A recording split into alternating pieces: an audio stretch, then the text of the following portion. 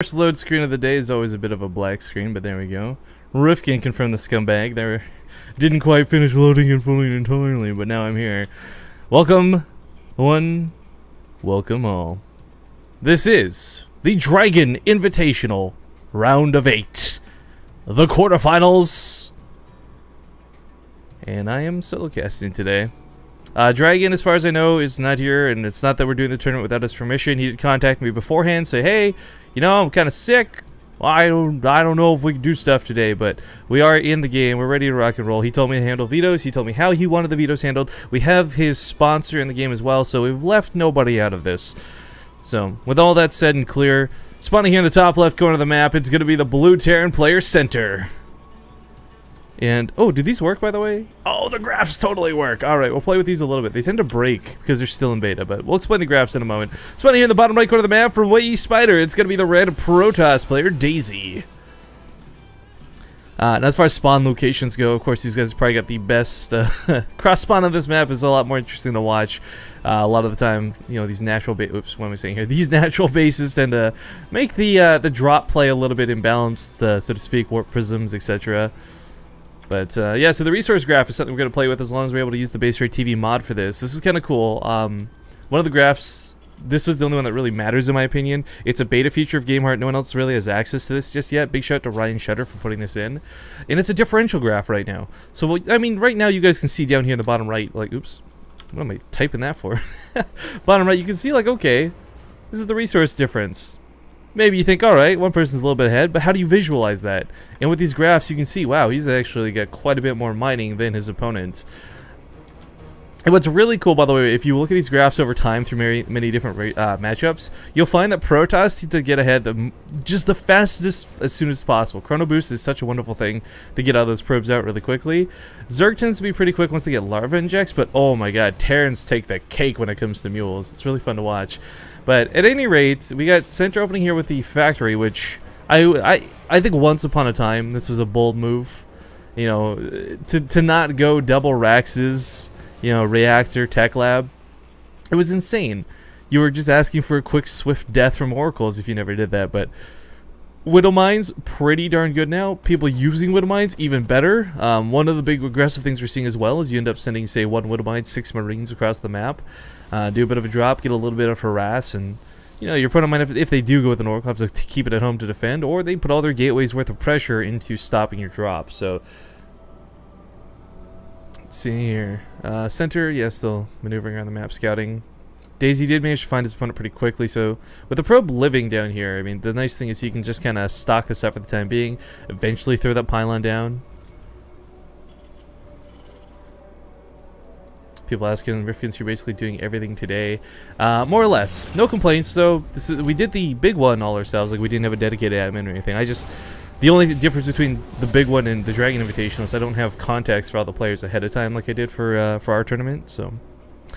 Anyway, Center gets a pretty decent scout off here. One of the nice things he does scout is going to be that natural base. And it looks like the graphs have officially broken at this point as they try and turn them back on, because they're going to start showing while mules came back into play, but sadly unable to do that. Anyways, Daisy throwing down the robo facility is going to play this out, I'd say somewhat standard. I mean, you really, you want to get the observer out early, you want to be able to get that Colossus deck going. This covers 2 pathways at the same time. Hellions are going to try and run around here, but there's no medevac out just yet, so if he's going to elevator those in, I'm really curious to see how he plans to use them. The opening that Center went with here, you know, going for the Hellions rather than prioritizing Widow Mines and such guys, he was only able to get away with this because he had scouted, because he saw that Daisy really didn't have a whole lot of things here to threaten him. 2 Hellions will get a good chunk of damage done here. He's probably not going to kill crazy amounts of probes, but he should be able to get at least value for the Hellions. Because, of course, as we see, Mothership Core and Stalker will take quite a bit of time to clean this up. And yeah, 6 workers dead, 7 workers dead. Not too shabby. In fact, okay, almost gets 8. But not too bad for that little run by. A small dedication for a lot of damage done. On the side of the map, though, Daisy is starting to lay down those pylons. And while we've only got 2 gateways right now, sorry, 3 gateways, this is more than adequate to provide some pressure. Actually, is there a bunker back up in him? He is getting a bunker here. So, worst case scenario, he might lose a depot or 2. You know, you have the Stalkers that outrange the bunker, use the Mothership Core for the vision. If that's the case, it's not the end of the world for Center, but he is getting a siege tank, and I like this a lot. This is something that really, versus Protoss, we only see players like Supernova do, and that's because he tends to follow it up full-on with Mech. What Daisy is going to be faced with, though, is just simply something that can outrange his Stalkers. Ooh, shouldn't have lost that Marine. But anyways, the case where normally you'd lose these supply depots because you don't have the range to deal with it, now you do with that siege tank. There's not going to be blink, he's not going to be jumping forward. It's only probably going to be one tank at most, maybe two, but still waiting to see the tech path Center's going to go for. If he is going to go for mech, that's just too wild for me personally. There's some players you see do it all the time, like once again referencing back to Supernova, who'll be playing later today, but I don't imagine that's going to be the case here for Mr. Center. Now, Woodmine does drop over here in the natural base, only going to get one kill, but also get it out alive, so worth. Okay, Stalker's looking to provide some pressure. There's no high ground vision over here, though, so coming in like this is really really dedicated. That bunker isn't going to hold, though, and oh, that means the Stalker's getting on top of the tank. This could, I'm not going to say game over, but this is going to be scary if this breaks. Looks like it won't, though, and he will hold for now. He's got to get another bunker down here pretty quickly. The greatest thing about the tank is its range, of course, but if you get that gap closed, if he had just walked forward through him, fairly confident he could have sniped that tank. That could have gone much differently, and Center should have perhaps been a little more panicked. Those SCVs were very late to the party, but of course he didn't see that coming. The other thing too is because he's been holed up in his base, he doesn't see the pylons over here, he doesn't know the probe and the observer we're lurking about, so still has to be a little bit worried. That's kind of cool. The probe almost blends in with these awesome, stronger team colors. Of course, players can't see these team colors too, just as because I know there's probably going to be one person in the audience who unfamiliar with the way Gameheart looks.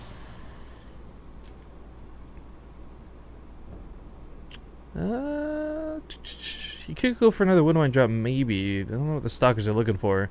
Possibly that medevac from earlier, but as far as he knows, it could also be holed up at home. Really like the choice of investing in a Raven here. So he's still going bio behind this and all these other wonderful things, but the Raven's going to provide two awesome features. One is detection, above all else. You know, you don't have to burn scans, you can just sit there and use your Raven, whether it's sniping observers, being careful for DTs.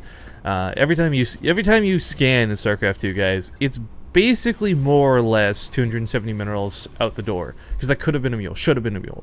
The other advantage it does is the point defense drone. If you guys have never seen Stalkers try and fight against the point defense drone, prepare to laugh. Hydras, for example, tear through them very quickly because they have a very fast rate of attack. A point defense drone soaks up so many Stalker hits, though, because Stalkers attack relatively slow in StarCraft 2. But I still like Center keeping the medevac down here. It's always that chance that maybe Daisy's not paying attention. Could lose 1 to 2 Stalkers, could lose some probes if not careful. But Center, feeling a little more confident with his army supply, starts moving out a little bit here. This isn't for a dedicated push, I don't imagine, not with Stim being so far off, but just looking more to clear up his side of the map, catch any probes, maybe find some pylons or two. If he is going to push, even with the point defense drone, one of the other things the point defense drone soaks up is not just Stalker hits, but the photon overcharge of the Nexus. So while I don't think this is a horrible idea, I don't like that he's doing this without Stim, because he's playing blind. He doesn't know what he's coming into. Back at home salvages the bunker, tank in a very awkward spot. Tanks, of course, are really hilarious to watch shoot Zealots. So maybe looking to try and snipe off a third. But I kind of feel like this is the best he would get, but there's no third to actually snipe. Yeah, I know, I'm really not a fan of this push, especially with the Colossus out. I mean, he might get the Observer here if he scouts that, but really that's kind of it, so. Training Rouse still hasn't found this pylon here in the bottom left. That's going to really suck later on if he doesn't catch this sooner than later. As, you know, a couple Zealots with charge warped in, DTs maybe a little bit later on. Of course, everything for Daisy at the moment he's focusing on is upgrades. You know, he wants to get that extended thermal lance. Yesterday, we saw a lot of TVPs that ended before the second Colossus was really out. Alive versus Super was a prime example of that, something that can and does happen from time to time in TVP, but shouldn't, really, most of the time. Not as long as the Protoss players keeping a calm head and not being silly about things. So he'll get an Observer, not too bad. Might get another.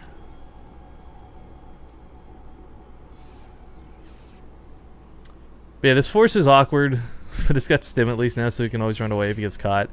Marauders looks like did clean up that pylon here on the left side of the map. Viking producing at the moment, he's going to get 4. Okay, I like this.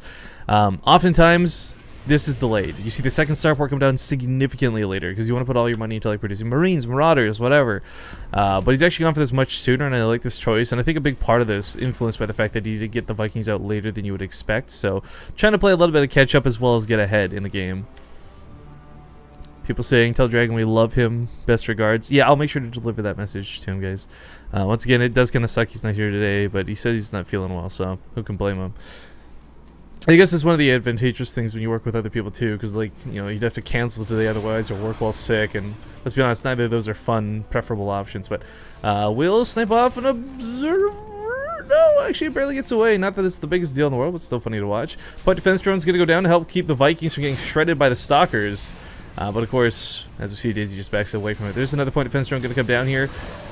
So this is where the game gets really critically different from most matchups. He's coming into the choke, and normally you'd be scared to do this, but once again, he doesn't really have to fear for the Vikings. He's backing away now, but the Vikings normally get picked up by the Stalkers so quickly. We see it happen all the time. You know, the Stalkers blink forward, they shift-click all the Vikings, and they take them down. But as we see, the point defense drone, guys, it soaks like good 3 or 4 volleys from the Stalkers, so while he didn't get to utilize it now, it's something he's still going to have available because the Raven's alive. That energy ticks. 3 ghosts at a time also coming out pretty quickly.